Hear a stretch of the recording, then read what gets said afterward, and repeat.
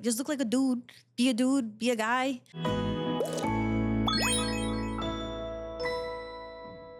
Hello, and welcome back to this week's episode of Yep to My Yap. I'm Star, and today I'm here with Terrance. And today we're talking masculinity, femininity, and the messy spectrum in between. Ooh-wee. So let's just start off with this question. What do people, specifically women, assume about you based on how you present yourself? That's a good one. When people first meet me, they automatically assume that I'm mean and that I'm really standoffish, that I don't want to talk to people. They automatically assume I'm like the most aggressive man in the room. With your straight face before you start smiling and talking, it's just kind of like, all right, you might be in like a little biker gang or something. Like, I could be. Yeah. That was a dream of mine when I was a teenager. Really? But yeah. I'm supposed to have my motorcycle's license right now, but I've been procrastinating. But yeah, people automatically assume that I'm like really mean, standoffish, aggressive. I remember an associate of mine at a different job that I worked at. Mm-hmm.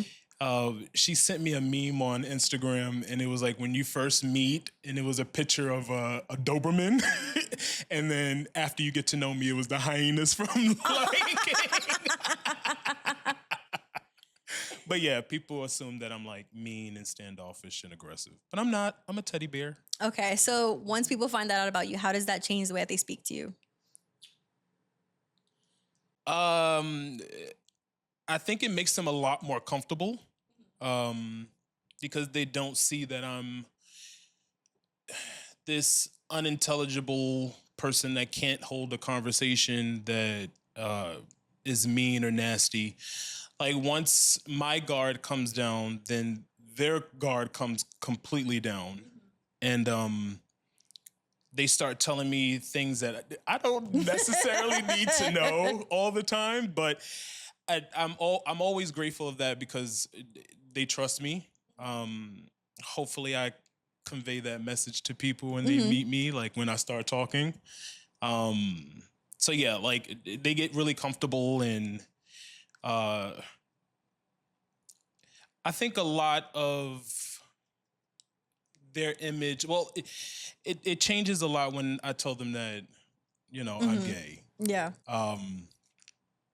Then they feel like they have to compensate and kind of like, with the queens and the hay and they automatically assume that I'm that kind of person, which is nothing wrong with that, But I think more so me being a nerd and quiet and book smart, a little bit of street smarts, that encompasses my personality more than the hey queens and, Yeah. No, even on my end, just when I come across, a man who's just flamboyant, it's always a difficult thing in my head where I'm like, okay, do you expect me to be on the whole like, hey queen, slay bitch, like everything's cunt? And I'm like, why are we saying that in a professional setting? Like, this is kind of crazy, Definitely, Are definitely. you expecting that of me? I was like, because if I do say, talk like that, I'm like, it's gonna sound so out of place. It's gonna it's gonna sound so forced, and like some women do force it, and then I notice like some guys get uncomfy when you can tell it's forced. Because it's like you're boxing us all into what's popular or what's trendy on TV. Like that's pop culture gay, And there's many more dynamics to, people besides what's trendy on TV or, what makes it popular on social media. And to box people in and, let me talk about me. To box me in, it makes it hard to, connect. Yeah.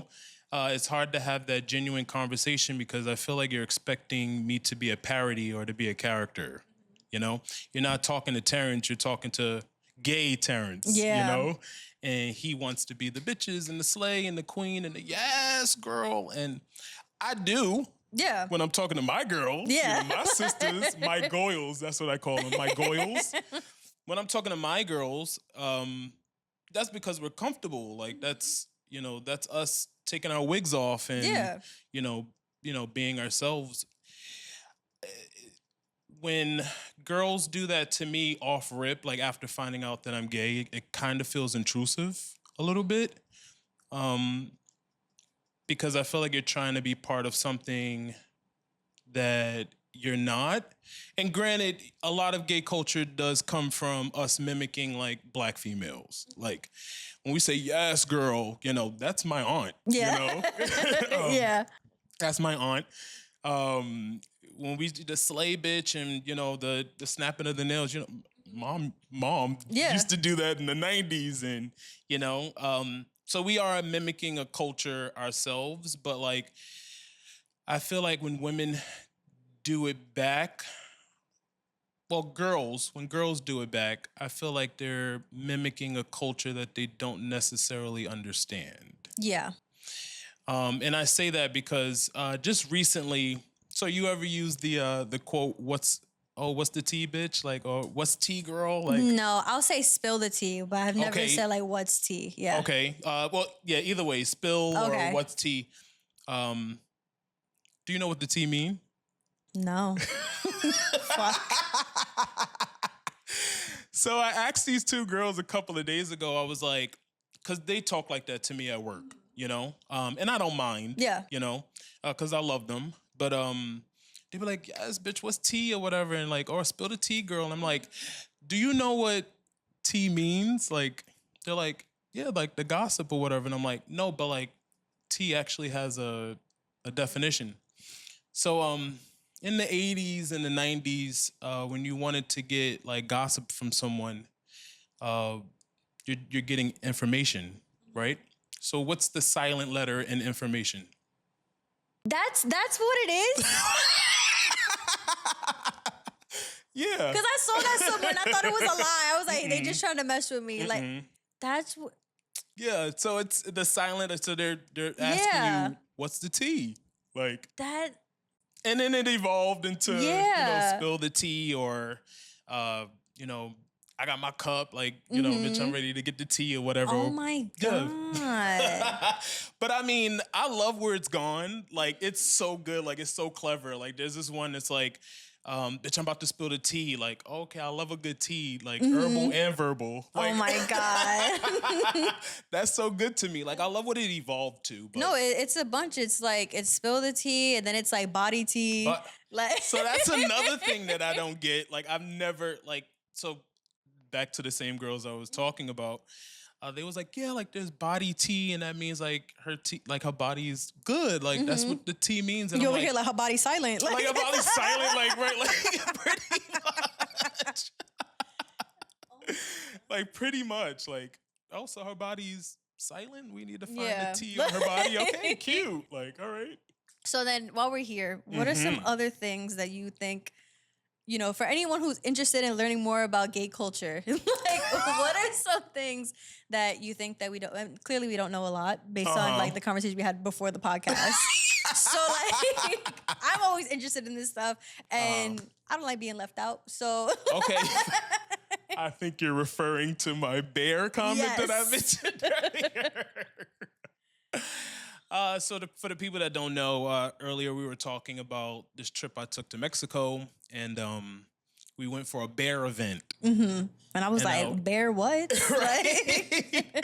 So basically a bear is a big, hairy guy. Because he looks like what? A bear? So like, are all the animals like these archetypes of men? There are. There's a bear who's a big, normally like 5'10" or 6 feet taller, big, hairy. Then there's someone that's a cub that's like 5'8", 5'6". Okay, but also hairy. Okay. There's an otter who's someone who's like slender and tall, but hairy. Oh, still has hair. But still has hair. All of these has hair. Yeah. Then there's like a chub, someone who's a little chunky. They don't have to be hair. I mean, if they were hairy, then they would be a cub.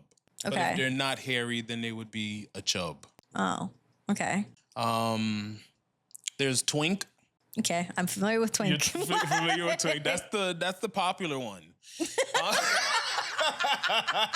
For more reasons than one. That's the popular one. They get around. The twinks, they do. That's a really skinny, petite gay man. Or I mean, you could be straight too. There's there's a lot of straight twinks. Yeah. Then Timothy there's someone that's Chalamet. called a twunk. What is Now, a twunk? Okay, before we get into twunk, there's a hunk. There's someone that's really muscular, really attractive. Then there's in between twink and hunk is a twunk. Okay. Yes. So just average. They're a little I like to think that I'm a twunk. A little Okay. bit. I'm not necessarily built, but I'm not a small person either. I'm not tall. I'm 5'6", you know, and I'm not hairy. Okay. So hair doesn't really grow on my head. Hair doesn't grow in a lot of places for me. Got it. Yeah. That's it. Just let people know. Like, Okay. In case you're wondering. Okay, in case you're wondering, I'm not really that hairy. Yeah. Okay. So that's most of them or all of them? All like the... Oh, there's others. There's a silver fox. That I've heard. Yes. There's that's like an older... a daddy. Yeah. Yes. Well, that's probably older than a daddy. That's a older man with gray hair. Mm-hmm. I'm missing a lot. There's the Damn. animal kingdom is wild and with the gays. Why don't but straight people have that? We don't... What would y'all call each other?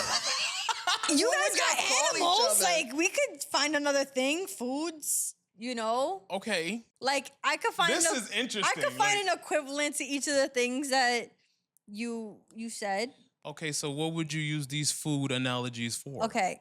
Well, I'm saying if we had the same things that you had. Okay, So, so like the equivalent to a bear would Okay. be like a let's- burger. no, like that's crazy because my brain is in a whole other spot. I was thinking like a kiwi because they're fluffy. Okay. And maybe a peach. A peach is bigger than a kiwi. Well, that would have to be a man with a nice ass. Like, I think.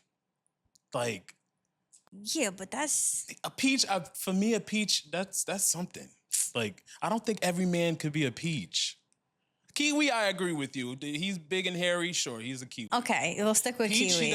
he gotta have a little dump in his trunk, a little bit. Okay. But So I like where then- this is going. So we got a kiwi, and then what was one of the other ones? A peach. No, for your side. Okay, So I can find an so equivalent. we have a bear, Uh-huh. which is the kiwi. We have a cub. Okay, a cub. So it's just smaller and hairy. Yes. Okay.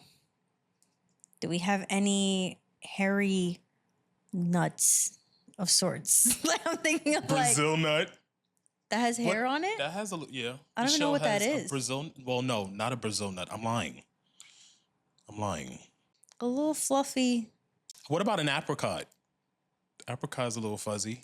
But is it smaller than a kiwi? It's smaller than a kiwi. Some of them. Yeah, I'm like apricot. What about a ganepa? I feel like that's like such a special fruit that there could be something else for that. That's right. That's like another kind of guy. Small, hairy. Trying to think of other foods. I'm gonna get out the fruit category. Okay. Okay, small, hairy food. I just want to know, what would you call what kind of guy would you give a banana? But to me, banana's just down there. That's Okay. yeah, it's just a dude with a banana. Like Oh, that's a whole other selection of fruits. That's my favorite topic. I mean, because then we got like the eggplants, Eggplant, the bananas. mm-hmm. You got Well, I would think that that straight Carrot. people didn't. Oh, carrots long and slender. I like that. Yeah. I would feel that you guys really don't care for like body types as much as the gay culture Why does. is that? Because I'm wondering. I'm like, Because we're vain. really? Like, Low key, like I feel like we're really shallow. You know, men and I don't want to make that comment, but gay men are shallow. We care about our appearance a lot, and that's what would make us break into those groups anyway. you know? Because who would break different people up by body type? Like you would Yeah. have to think very surface level to do that. Yeah. Um, But I feel like, I mean, all men are like that. Because in the same way, like straight men, it's like, oh, you're an ass guy, you're a tits guy. very You know what I true. mean? Very, Like, and then that's that. I think that was the point I or was like going to there are make people earlier. who are like blondes, brunettes, like That's very guys, true. you know, they have I that. didn't think of Obviously, that. like fat girls, skinny girls, that's a very like obvious one. Some people like gym girls. Like they have their Yeah, thing. yeah. But it's like they're just not cool enough to like make nicknames for it. It's like, why don't we have that? Like that's cool. Because even like girls, like we have all our different types of guys. You know, there's like the nerdy guys, the artsy guy. There's Right. you know all the kinds of guys. But that's a little deeper than yeah, we go surface more like level. personality Yeah, y'all types. go personality. Because you could look different, but they can all be nerdy. Or Right. like you know whatever other. So I think maybe women would be the fruit, not the men. Yeah. Yeah.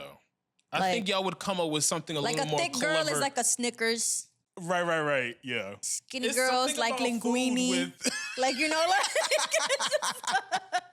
It's something about food and men, like always equating ass or tits with like and cherries. peaches and cherries Tacos. yeah, just horny and hungry. That's what we are. yeah. I all mean, the that's how time. we got fucking what's that movie? Sausage Party. Party. This next topic might be touchy, not for I like us, but for some people watching. Yeah. So do you think people confuse personality with sexuality? We're just starting it off there before we get to other bits of it. A lot of people make their sexuality their personality. And I hate to bring race into this. You ever heard somebody say like, "Oh, being white and being gay is your entire personality"? Mm-hmm. Yeah. So like, there are people that live off of that. Like everything about them, everything they post, everything they talk about, always leads back to their sexuality, and you kind of have to question like, well, what else do you have to offer besides that? Like, we already know you're a man. We know that you get horny. Like, we know that sex is available and it's readily available, especially in the gay community. But like, what else do you have to offer? And like, people think that championing for, you know, gay rights or, you know, really standing up and protesting for, you know, LGBTQIA plus, that's their entire personality, that's their entire being. And it's like, well, no, like we're a multi-dimensional, multifaceted, you know, I'm pretty sure you didn't wake up in the morning thinking like, how else can I be gay? Or what more can I do to be gay? Like, what's outside of that? Like, I want to know what happens when you're scared, you know? I want to know what makes you happy. I want to know, do you believe in aliens? Like, you know, like those things that really make people tick. And I think that kind of stems from, you know, being ostracized, being, you know, thought of less than. We don't really have a space. We kind of have to, you know, make it for ourselves. And for them to take up space properly, they have to throw it in people's faces, you know, just to give them a place to be. Yeah. And just to help them feel seen. And it's like, you kind of lose respect for that after a while. And that's where the hey girl and the slay queen, whenever a straight person is talking to you, because that's what they assume that you are. Yeah. You know, not everybody does it, you know. It's just, it's what's trendy. That's what's popular. Yeah. And it's interesting what you said about like people like trying to find their space, because I feel like, you know, when I was younger, anyone who was gay, it's like very much in your face. They're telling the whole world that they're gay. And it's, you know, I've never thought about it in the sense of like, you're putting it out there because you're just trying to see like who else is going to latch on and is cool with it and knows it, and or who else is also gay. Because it's like, if you're not loud about it, the quieted person isn't going to come up to you. The closeted person isn't going to come up to you and talk about it or whatever. It's just like, you got to be loud and hope, you know, the right people stick. And then I've noticed like as gay men have gotten older, like even like my Instagram feed and stuff, like I'm seeing like the men who would typically post like, you know, like on Pride and stuff and just be over the top and like the story. But with I like love those people that are over but the it's top. like this goes for anyone. But if you have like 20 plus little dots in your story, I'm done. I'm not watching it. You know, like that's like that. Like that's what I mean. Yeah, I'm cool with the Pride post, but it's like I think I get the message, you know? Yeah. And I feel like as they got older, it's like, no, like you're, you know, this person, like you said, like a multidimensional person, and you have like your emotions, your thoughts, your beliefs and all that. And you're also gay. And I think that's something that changes as you get older because, you know, I also think like, you know, it was easier for me to have a mindset even like, I want to say like 10 years ago where it's like, oh my God, like they're all so loud and they're all so in your face. And it's like, well, no, we were all just in our late teens. So it's all the ones I knew with all the ones figuring themselves out. And it's just like, that's just part of the process. And I think that, you know, a lot of the reasons that like gays get a bad rep is because everyone always loves clinging on to whoever like the worst of the bunches. And that's like a bad way to say it. But like, you know, the loudest, the most like rowdy, most like obnoxious, rebel rouser kind of person. Yeah. And it's just like, it's not fair because it's like, you know, that goes for any group, you know, the same way that us Puerto Ricans, we got our drug addicts and, you know, like, you know, the white people have trailer trash. Like we can go through the whole list and it's like, everyone's got their thing. And, you know, I just think Black people got their chicken, God damn it. No, but I think what contributes to that is the fact that not just America, but like a lot of places over-sexualize everything. And what I mean is like, you'll have somebody say like, oh, the way that person's standing, he has his hand on his hip, he must be gay. Like, why does a hand on a hip have to equate to somebody's sexuality? Yeah. Like, I once seen a couple come into my store and they were young, maybe like 15, 16 years old. And the boyfriend's already carrying her purse, you know, and already carrying her bags and stuff. She walks up to him and she's like, don't stand like that. People are going to think you're gay. He has his purse. He has your purse in his hand. Like, like why? Like why? It's like would he's that already be doing a very masculine thing and helping you. Why? Like, is it because he has your purse in his hand? Like, you don't want him to stand feminine because people will think that maybe that's his purse. But like, it doesn't matter. Like those, because he has a purse in his hand. Like, there are a lot of straight men that like bags, you know? And they'll call him a satchel and they'll call it a fanny pack. A fanny pack, an attaché case. It's a purse. Yeah, like it's where you put your little things. It's where you put your little things, my necessities, my things are the things. So like, I think we over sexualize like a lot, like things that we don't even need to highlight. You know what I mean? Like hand gesturing or, you know, giving a person a hug or hands on the hip. Even like certain facial gestures. I was going to say overall it's just expression because women are allowed to like I just used my hands right now or like all the, you know, extra stuff that women do. It's like men can do that too. It doesn't mean anything. You flicked your hand a certain way. You moved your hair off of your shoulder. Like, I don't know. Or even, you know, something as much as like long hair or just like that's a whole other thing or like whether or not. And this one might be touchy for some people, but like, I honestly, like if a guy wants to put on like a little concealer, you know, if he wants to put on a little eyeliner, I don't think that's crazy. Okay. Like my boyfriend doesn't, if he wanted to, like, I'm like, cool, whatever. But it's like little stuff like that for as long as you're not doing, like, if you're not putting on blush, you know, maybe, or like something that's just a little too much for my taste. Okay. You know, I'm like, okay, I don't know. You said your taste. Yeah, that's just the way I am. But it's like, is that a level of femininity that's a little too? Yeah, like I could do femininity in a man in the sense of like he could be sensitive, like all the basic stuff. Like you see a little cute dog and you're like, oh my God, it's so cute, blah, blah, blah. But I have my limits, like, and I don't know what they are until I get like examples. But okay. Did you know like makeup was originally invented for men? Was like the Egyptians? Yeah. That much. It's a little bit that I know. Sliver, we know. Right. Same. I've always said like, if a guy is womanly, I find it attractive. When they're girly, I was just gonna. I don't find it attractive. Okay, so you're like a boss lady man kind of thing. Oof. Okay. That makes sense to me. Yeah.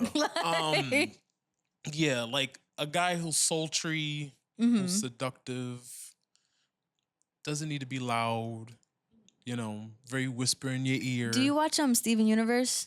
I've seen a couple episodes. Garnet? I've heard the big pink one? Yeah. Is that like, I feel like that's the energy of the man. Like, yeah. Because she's chill, she's quiet, Yes. but she's dominating, Yes. but she's still like, Yes. that girl. Yes. Got it. Yeah. That's what I was seeing. I think that's the kind of woman I see myself as. Gotcha. If I was to ever, transform into a woman, that would probably be me. Have you thought about that? No. Oh, okay. No. That's actually kind of funny. That used to be my mom's fear. Like, really? Yeah. After I came out to her, she was like, "So you're not gonna come home dressed up as a girl, are you?" And I'm like, "No, that's not my thing. I love my stuff." That's where the southern part came in. Yeah, all right, listen, you're not we gonna love come you. home. Yeah, you're not Check gonna come in, home like- dressed up as. It's like no. You still gonna have a son. You're still gonna have a son. She's gonna be a little bitchier, but you still have your son. Gotcha. Yeah, but yeah, that's the kind of guys that I like. They're if they were effeminate. Yeah, my level of femininity I'm cool with. I think a lot of it comes down to just like hygiene. Like I'm okay if you want to be a princess about your skincare routine or about your hair care routine. If you have a bunch of steps or whatever. Like, I don't know, some girls I know, like, they get turned off. They're like, oh my God, he's doing too much or whatever. Right, and I'm just right. like, no, like it's okay. So you if like the both- metrosexual? See, when I hear the word metrosexual, and this is because this is the first time I ever heard the word metrosexual was I had to have been like a kid, like 2006-ish. And it was my mom describing Romeo Santos. Okay. And Yeah. he was wearing like his super tight shirts. I don't like, to me, this is going to sound crazy. Metrosexual always equal Dominican. I was just about to ask you that. You like read my mind. I was just about to ask you that. And my boyfriend's The Puerto Dominican Rican, man is very, very metrosexual. Yeah, like my boyfriend's not like that. And Okay. I'm glad. That's the Puerto Rican like, part of him. Yeah, because it's like the tight pants, no thank you. Just Right. the overly gelled hair, like kind of like slick back kind of Is situation. his mom or his dad Dominican? His dad. That's surprising. Yeah. Okay. Yeah, Okay. but he's good. He's not into the extra, stuff. Right. I just like a good soap for my face and then my Yeah. haircut, Yeah, and Okay. and we both have curly hair, so he's got his products and he takes care of himself. For as long as you always smell good, do whatever you got to do to keep up what it is that I like. And if that happens to be an 11-step routine or something, it's yeah. like so be it. I mean, his isn't that much, but that's just the He stops farthest at I'm like 7. saying. Stop. No, he's very simple. But yeah, and like even like online, like there are like different types of guys. Like some of them wear like glossy lip balms, and I'm like, that's not a problem. Then everyone in the comments is like, is he gay? Because look at his lips. I'm like, bro, like maybe he just put on an extra Carmex that day and it just Right, happened right. to shine. Like, Right. little stuff like that doesn't bother me, but I've noticed like there are certain things that like really bother other women when it comes to that stuff. And I think for me, masculinity lies a lot in just how you handle priorities and how you handle life. Definitely. That's the biggest thing for me. As far as how you look, I mean, like, I don't know. To me, like, and I think I'm just thinking about like my overall type. Like, just look like a dude, be a guy. And I know that Ooh, sounds that's like controversial, crazy. girl. What does a dude look like? One of my Like- friends asked me that one time. This is when I was single. Don't mean to cut you off. No, you're but, good. This is when I was single and I was complaining that I didn't have a boyfriend. And he was like, well, what's masculine to you? Like, cause I used to complain a lot that like all I attract were feminine guys. And I was like, my main thing is for a man to have a personality that could possibly dominate me. I'm a big personality. I'm a little contained today because I'm on camera, but I'm a really dominant personality, and if you have a personality that can top me or make me submit a little bit, I find that extremely attractive. So in that, I attract a lot of feminine guys. So I used to complain like, oh, I just want a masculine guy or whatever, blah, blah, blah.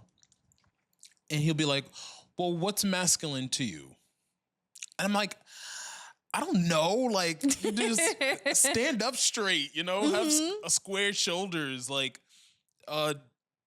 be a dude, like, Yeah. like be a dude. And then well, what does that look like? Because like women stand up straight, women can square their shoulders, you know, women could be a dude, you know, and it's you have to question that, like, what does that mean to you? Like, what does masculinity mean to you? And 9 out of 10 times, the things that you're gonna say are shared qualities between men and women. And I don't think we'll ever fully understand masculinity and femininity unless we understand it on a spiritual level. And femininity is supposed to be, you know, intuitive, nurturing, chaotic, you know, poetic. Um, you know, masculinity makes, you know, organizes the things, organizes the chaos, you know, is protective.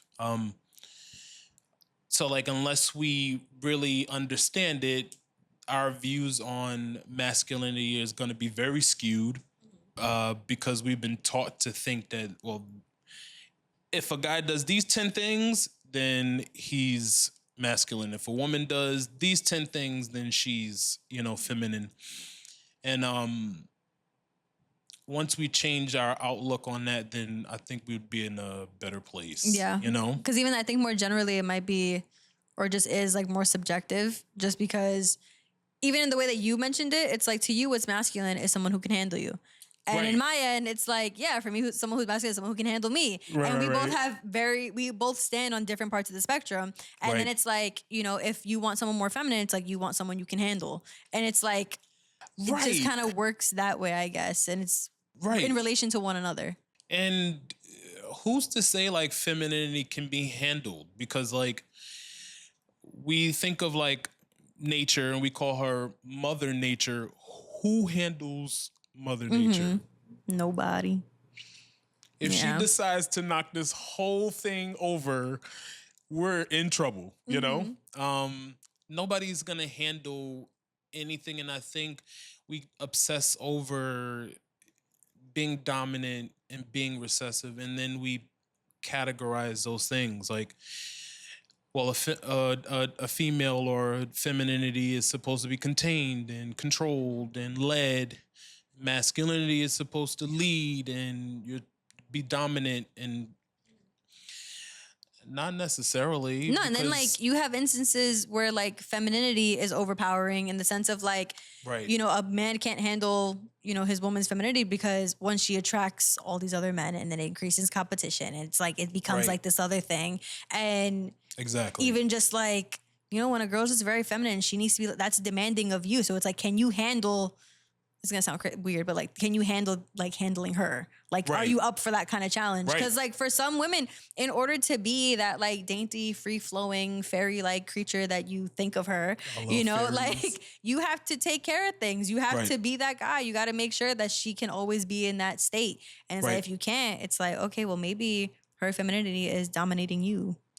And I feel like people who are intimidated by the next person's masculinity or the next woman's femininity is because they haven't fully embraced the femininity in their masculine or the masculinity in their feminine. My femininity protects me. Like it protects my masculinity. My feminine personality is a lot more outgoing, is a lot more intuitive. She pays attention to the microaggressions, the micro expressions. She whispers in my ear like, I didn't like the way that person said that, or that didn't sound right.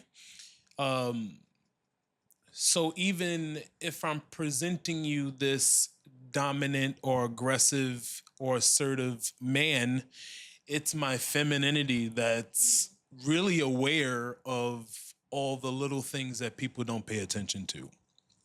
So it's kind of like your personality has like a woman of the house kind of thing. Oh yes, and they all have names. She has a name. Her name is Scarlett. She's a bitch. Her name is Scarlett. She's a bitch. We leave her alone. We leave her at her window with her glass of wine and her cigarettes.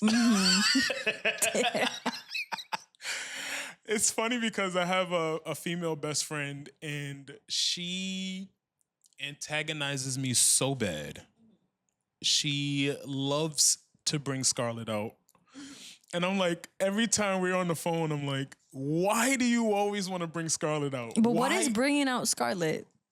Just saying something really snappy, like coming at me sideways.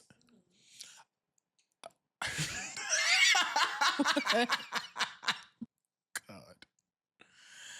I be having to hold them back. My personalities. I have to hold them back. And Scarlett is the worst, is the worst one. Damn. I just don't. I'm a very respectful person. I have manners. Like I told you, my parents are Southern. I have manners. But there's a person in me that is very snapback, very, I'm going to realign you, and very don't disrespect my boundaries. And I think that femininity, that's femininity, and that is in everybody, and we just don't properly embrace it. Because everybody could sit there, well, a lot of guys could sit there and say, like, you know, I'm this way or I'm that way, or I present, this to you, and I don't like this being done, or I don't like this being said to me. And that doesn't really necessarily make you a, manly, Yeah. Because the act of presenting things that way is feminine. It's feminine. It's not about, saying what it is or demanding or how forceful you ask these things. It's the fact that you want them at all. Right. It's like saying like, right. I want my peace and I want to have my bubble bath. Like that doesn't make you masculine because you said it like that. You're still asking what you want, and the fact that you want that is still innately feminine. Exactly. And you can't fault them. I'm talking about men, like I'm not a, I'm not a part of, the men below me,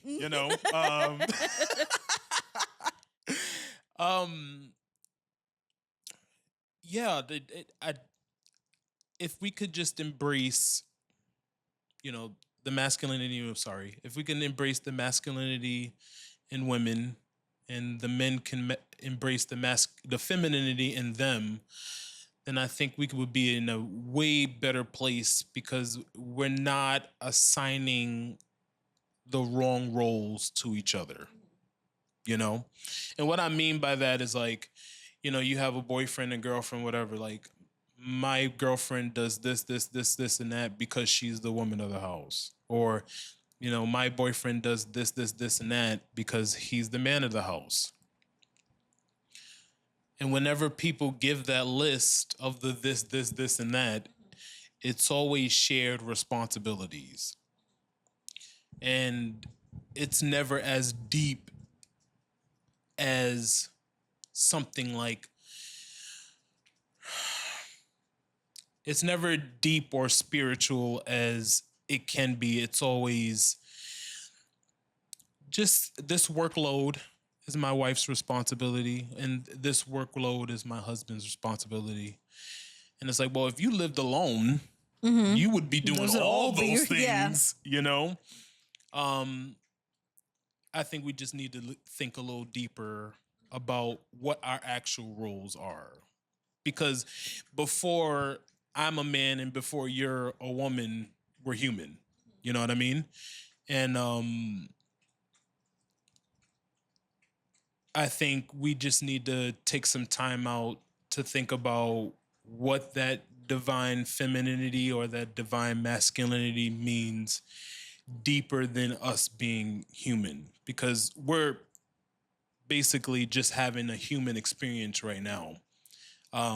Because if we we're about to get truly metaphysical. because if we truly did take on masculine and feminine roles, it was like it would be in a sense of you would always trust the woman's intuition, Right. and you would always trust the man to delegate, and right. you know, just kind of, and it's a balance. I mean, it's not a balance really, because it's like if you really did all that, it's like okay, then like you said, we wouldn't be human. Like you Right. wouldn't be able to function in literally any other aspect of your life Right. without all these other traits. It's just we all have everything, just on different scales. So our next topic is going to be about friendships and levels of affection within friendships and Okay. how that shows itself. Okay. So can you talk a bit about how affection presents itself within friendships with straight men in your life? First of all, straight men are like the most affectionate species on earth. And I don't know how they managed to release all that affection on me. Like I told you earlier, I think I have a superpower of making people feel comfortable. Mm-hmm. And all the straight men in my life, they start off very like, oh, don't bring that gay shit over here. Or like sometimes, not every one of them. But oh, don't bring that gay shit over here. Or, you know, I'm not down with that gay shit, blah, blah, blah. And then weeks down the line, they're doing more gay shit to me than I've ever thought. Like we're like half step away from like peeling our clothes off. Mm-hmm. Like, and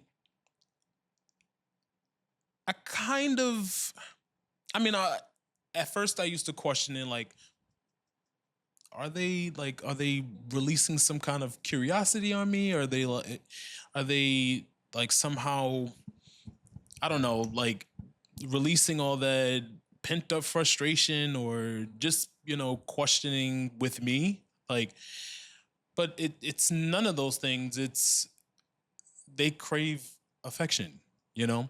And in a society where you kind of think of the man like last, like it's women and children first, you know? And then especially if you're a man of color, then you're way in the back of the line. When it comes to like affection and emotion, it depends on what topic we're talking about, because you could put a lot of people in that, you know, that bottom tier. Black women end up on bottom tiers a lot. But when it comes to like affection, emotions, expressions, stuff like that, like men of color are, you know, in the back of the room. And even though they're in the back of the room or they're in the back of the line, they're the ones scrutinized the most. Because you could have like a white guy and his friends, they're pulling their dicks out, they're, you know, rubbing their balls on each other's faces, stuff like that. And I'm mentioning that as an extreme because of them being that comfortable to do it. Yeah. But like, when it comes to a man of color, like you get scrutinized for even like shaking hands for too long or for giving a hug for too long. Yeah, like a legit hug versus just a quick like, what's up? What's up? Yeah. Like you patting each other on the back. Like, embrace that, man. Like, are you afraid he's gonna you're gonna crumble to pieces? Like if you hug that person, or you think it's gonna be viewed as something that it's not. And I just feel like men should be allowed the space to be affectionate with each other, to, you know, show each other some kind of emotional support other than a pat on the back or a dap or whatever. They don't have enough safe spaces to freely express themselves. So when they meet somebody like me who don't care about nothing, like literally don't care about anything. Like I can go into the middle of the projects with the tightest jeans on and switch and, you know, snap my fingers or whatever, you know, act obnoxious. And I wouldn't care. Yeah. Because I know who I am and nobody's going to tell me, you know, any different. So when I'm myself around a straight guy, it's like, oh, well, he don't really care about what I say or what I do. Cool. You know? Yeah. Because it puts them in a different world where it's like, okay, the things I'm like searching for, or maybe wondering about, are okay. Exactly. And it's okay for you to ask for those things, and it's okay to want those things, and it's okay to, feel it necessary for you, because before you're a man, you're a human being, and human beings thrive off of connection, whether it's mental, whether it's emotional, whether it's physical. And that's the problem that we live in today, because if the connection isn't physical, then it doesn't exist. Yeah. You know, um, I'm supposed to sit in a room where, everybody finds me attractive. I'm supposed to, you know, I'm supposed to get every person that I find attractive. And I think those expectations turn people into like narcissists. It depletes their emotions. It kind of makes them very flat and shallow. And especially to like deny a person the expression to be affectionate, because not only are you, so you have a woman who has a boyfriend, and she questions, why are you hugging that person so long, or why are you hugging that guy for too long, or the things that y'all do together is kind of, so you're not creating that safe space for him to be affectionate with him. And in turn, you're not creating that safe space for him to be affectionate with you. Because the way that he wants to be affectionate with you, you're not even making him comfortable enough to show those things around you.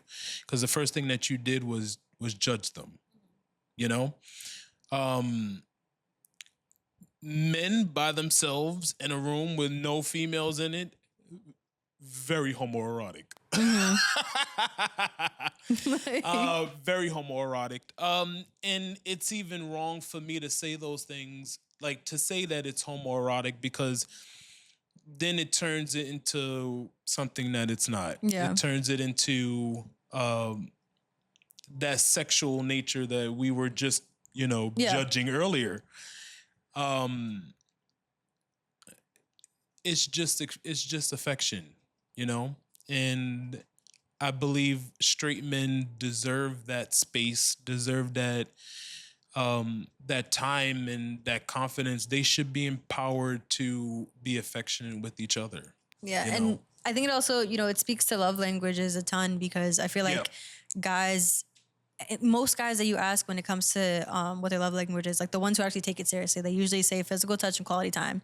And those are two things where it's like you have to be in each other's face. Like you have to see the person. You need proof of love, proof of affection. It's right there. It's tangible. When you talk to women, a lot of times it's like acts of service, or like, some girls like gifts, or words of affirmation. All those things like you can get, over the phone through a text, or just like gift doesn't even have the other person a part of the interaction. Yeah.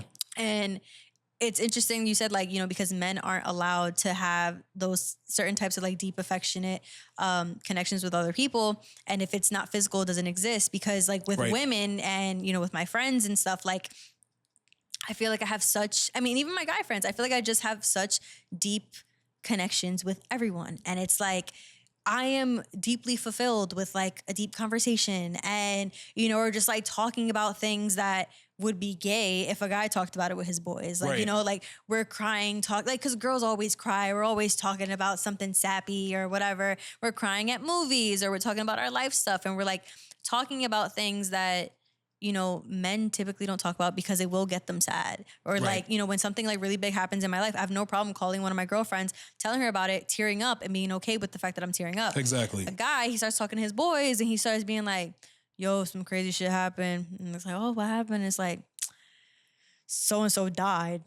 And it's like, bro, that's crazy. So what's next? Yeah, and it's like, back to the game. Let's play ball. Let's whatever. And it's like, No, can we like, stay here for a moment? or they get awkward, you know? like they don't know what to do. They're like, I don't know how to receive, bro, like, your hurt because I don't know how to comfort you. Do I want to comfort you? If I comfort you, is that gay? Is comforting, are all the ways of comforting you, whether it be a hug, a long phone call, just to meeting up, think taking a about fucking that. walk, Right. taking a drive, sitting in a car parked at a pier, all that's gay? Like, no, like just be there for me. It's not that serious. Oh my God. In the same way, I could even go as far as like female-male relationships where it's like, no, that doesn't mean you're in a relationship. But it's like, when two women do it, it's always okay, which is, I'm grateful for that. I'm grateful that I can have that kind of experience of life. But it sucks that if anyone else does any other combination of people, it's either you're fucking, it's gay, it's just you're fucking not all right. Like, yeah, you're fucking, like, to boil it down, you're fucking. And it's crazy to think about that sentiment. In that sentiment, like, you're just comforting a grieving loved one. Like, at the end of the day, like, your friend is a loved one. And I don't think we think about that deep enough. Like, that's your chosen family. Now, your bloodline, you have no control over. That your friends are your family, your tribe that you chose.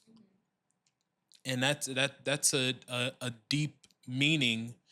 And to think that you can't cross a certain threshold, because then now we're entering a territory where your sexuality is being questioned. Mm-hmm. Because at the same time, it's like, let's say I have a gay sister and I hug her. It doesn't make me gay. That's my sister. Like, that's your sister. And it's the same thing. What is the difference between a man just wanting affection in, just like within your friendship and them being closeted? Like, how do you determine that line? Because even you said in the beginning, you were like kind of confused of just like, like, are you exploring things? Is that what's going on? Or is this just you seeking love? That was a powerful question. Because that was something that I had to learn in myself. The fact that I'm even questioning it is very telling of myself, especially in the beginning, because I had to differentiate my desires versus actual reality. So obviously, when I'm younger and I'm meeting these straight guys and they like to flirt, they like to, turn everything into, something sexual. And just because they're comfortable with me doesn't mean that they're attracted to me. It just meant that they were comfortable enough to make the compliment, or the comment. I had to do that internal work with myself, because part of it was like, well, maybe I do want this guy to be attracted to me, and me keeping my fingers crossed, for one day to, like, they'll take notice of me or whatever. And me having that desire, not just for like one person, it was multiple people. That was very telling of my self-esteem. And what it told me was that you would rather be rejected by something that might not happen, more so likely not happen, versus actually taking the initiative and putting yourself out there for something that could happen. So instead of me turning my energy to the people that actually would find me attractive because they're gay, I'm sitting there questioning or playing with the idea, or just entertaining a straight guy desiring me, because I would rather deal with that rejection than being rejected by somebody that actually would find me attractive. Yeah. So with that said, like, do you have any take on men who like take pride, on gay men who take pride in having sex with like guys who are on the down low, who like have a wife or have a girlfriend or whatever, but they're like, I don't have a disrespectful or like distaste for them, because I honestly do feel like they have a place in life. Only thing that I find distasteful is their view of it. Because let me give you a perspective.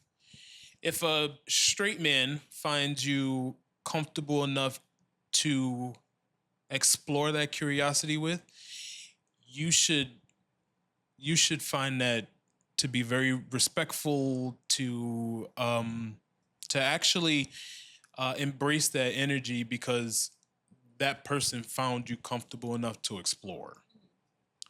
Again, people think very shallow, like, oh, I could turn straight men out. No, like, sexuality is a spectrum. It's not black and white. It's not left or right. It's not up or down. Like, it's a spectrum. Nature does things in spectrums. There's nothing that is fully over here all the time or fully over there all the time. It's constantly moving. And for a straight guy to find you comfortable enough to explore that curiosity, then you should respect that energy. Be respectful of it, because he's putting you in a place where you're kind of teaching him. It's very vulnerable. It's very vulnerable. And if you've taught him something that He ain't know before. Right? He ain't know before, if you taught him something like, hey, this is good over here.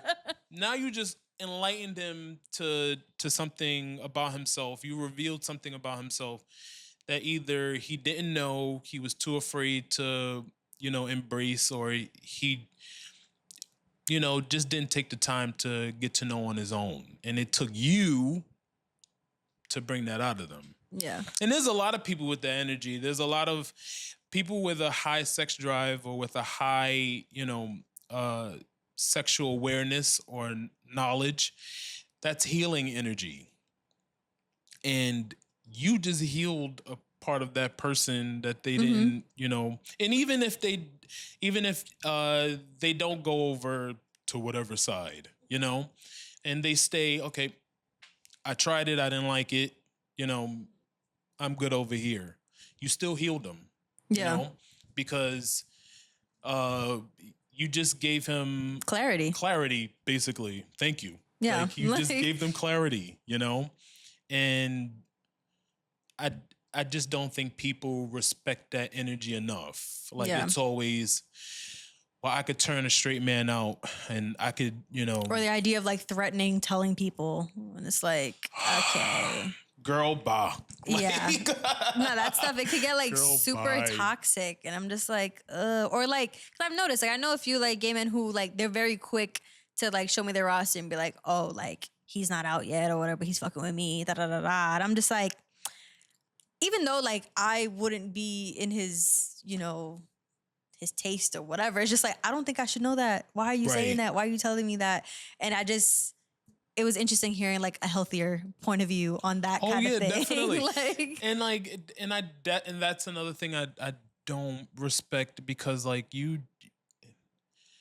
now you're just using fear as a weapon. Like, you're using that as a weapon against somebody. And now you're forcing that person further into the closet, or not even if they're not in the closet, now they just have more questions than they have answers. And you're the only person they were comfortable with, to ask. Yeah. And now after you, they're going to be distrustful of anybody else in our, in our culture, in our line of work. In our line of work. That's crazy. And when you take away that clarity from that person, you leave them with more questions than answers, then their fear gets bigger. And then comes the violence towards it, the hostility towards it, because we're always hostile to things that we don't know. We're always violent towards the unknown. Look at how we approach death, like, and that's a whole other topic, but like, we're so fearful of it, and we're so, distrusting of it, not even realizing that it takes death for you to live in a different, you know, perspective, or to live in a different realm. And but that's off topic. Yeah. I was interested. I was filled I was in like, with so much information like, just if now. you I had wanted like to a keep brain going, overload. I was ready to be on something like energy cannot be created or destroyed. I'm gonna grow into a tree. Like, I was just like, let's go. Okay, so now we're moving on to conversations between people within the LGBTQ community and us heteros. So do you think that we've lost the ability to ask questions without being labeled as disrespectful? Just like as a, I guess, socially. I think we lost the ability in finding the importance in asking the questions. Yeah. Yeah. Because as someone who's asking the questions, I be wondering. And I'm just like, you can't get everything from Google, online. Book. Yeah. You can ask me anything, and I will tell you my entire life story right now. I will sum it up in bullet points, and I will tell you all the fun parts. Mm-hmm. I love sharing life experiences with people, because you never know what that person has gone through or is going through, and what you went through could possibly help them.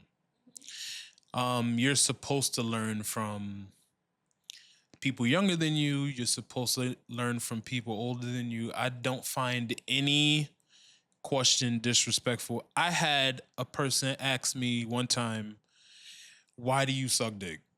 Really? Yes. That's such an odd way to phrase that. Why do you suck dick? First, it tastes good.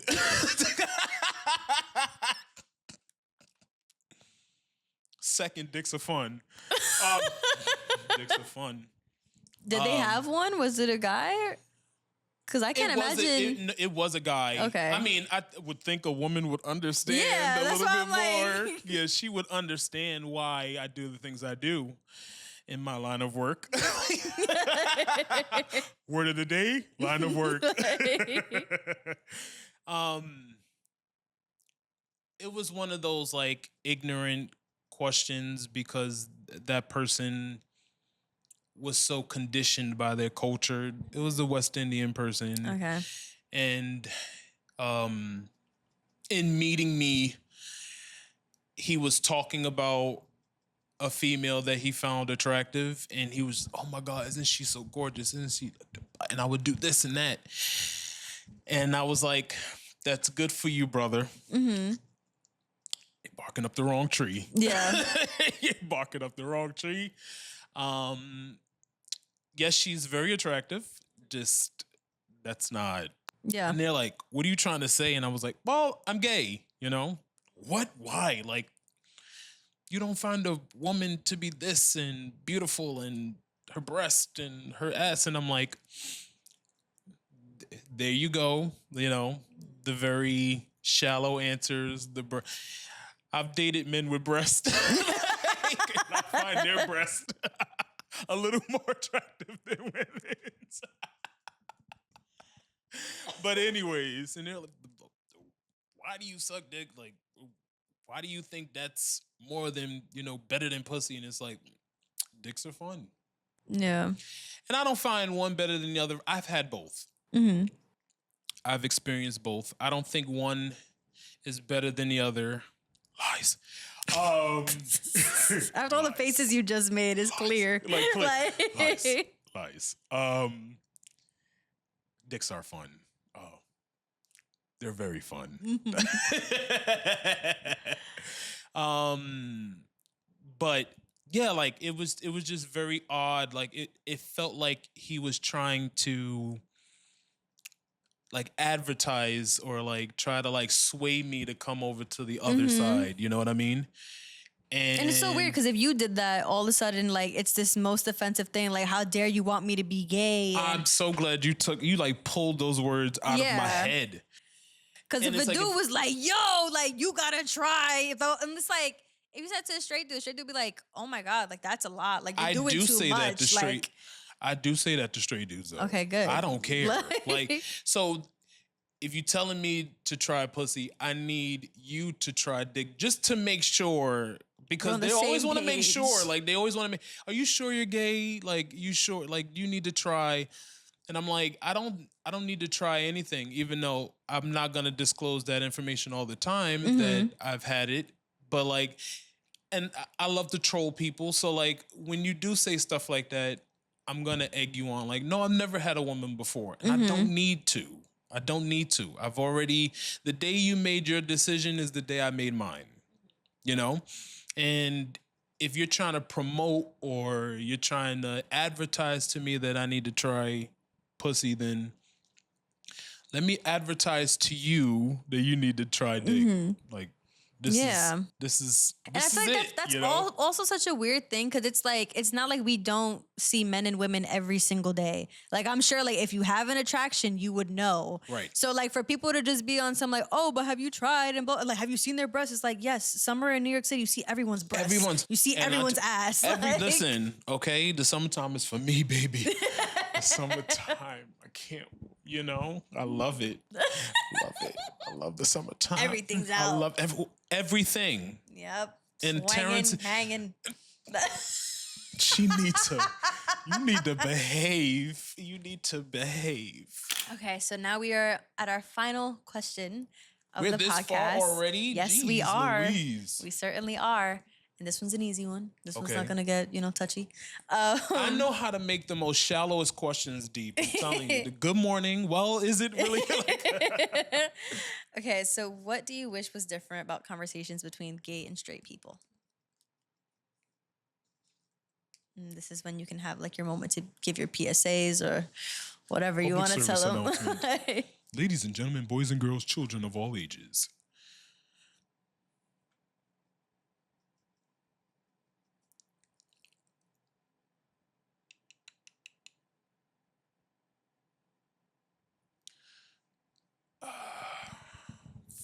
For a person that has a lot of straight friends, so there's two things that I wish the conversation would look like, or not look like, should I say. One of them is, I wish straight people would know that we are just the same. Like, the problems or the good times or the struggles that I go through with my fiance is the exact same ones that you would go through with your boyfriend. I get mad when he don't wash the dishes. I get mad when I have to do the laundry all the time. He's gonna kill me. He's gonna kill me. I get frustrated if he's playing video games for too long. And I'm pretty sure you've experienced that with your partner. So I just wish that you guys didn't see our relationship as something that's so far left that you couldn't understand. Like, I remember one time, I was telling that a story similar to that to a friend, and he was like, "You guys fight like we do." Exactly. Like, that was my face. We're people. Like, I was like, what? Well, what do you think me and my partner fight over? Like, who, like, oh my God, you left your dildos out last night? Like, what do you think we fight over? Like, what do you think our arguments look like? Like, yes, we're a couple. We're two people. We're sharing a space. We're not aliens. Like, we're not that far off. We experience the same things you guys experience, and it's, in some instances, it might be a little faster because me and my partner lived together after like 4 months. Wow. Yeah, I had to scoop him up before somebody else. Gotcha. I had to stake my claim. Mm-hmm. Um, and then also the second one is I wish that conversations between gays and gays and straights were just a little more open. Yeah. Like, don't be afraid to ask the questions if you're sincerely curious. Mm-hmm. I told you earlier, I'm an open book. I'll tell my life story, but I also know how to discern when someone's being intentionally curious or genuinely curious versus when they're trying to, poke fun and be disrespectful. Have someone that, I don't want to expose that person. I'm sorry. I don't want to expose that person because they're going to watch. And I won't tell you how that person relates to me. Mm-hmm. But uh, I remember going up to that person, telling them I was with my ex at the time, and I told that person that we were getting married, and they they responded like, "I can't wait to see this wedding. Like, I'm gonna be there, front row. I can't wait to see it. I'm gonna be there." And I'm like, well, what are you expecting to Yeah. happen at this wedding? Like, you expecting like strippers there? There might be. There might be strippers at my wedding. Currently, there might be strippers at my wedding. But like, what do you expecting? Like midgets to come out of a cake, or you expecting like some kind of like glittery spectacle? But it's just a ceremony between two people that love each other. We just happen to be two guys. Mm-hmm. And I think we lose sight of that because before I'm a man, before I'm black, before I'm gay, I'm a human being, and I'm having the same struggles as the next person. I'm having the same joys, the same, you know, whatever experience that allows me to be a human. I'm having it the same as any other human. I just have a different perspective of it. Um, and it's okay to be curious or to find something a little, out of whack sometimes, but you should also keep in mind that when you're learning something, to keep an open mind about it and to not poke fun at it Yeah. first. Because once you poke fun at it, you kind of close yourself off from the actual learning experience. Because you're expecting to go there and like, you're expecting to see something that's going to be hilarious to you or so far out of whack, and you're expecting it to be entertainment, and it's like not all the time. Now it's offensive. Like, Now it's offensive. Yeah. Now your opinion is offensive to us, and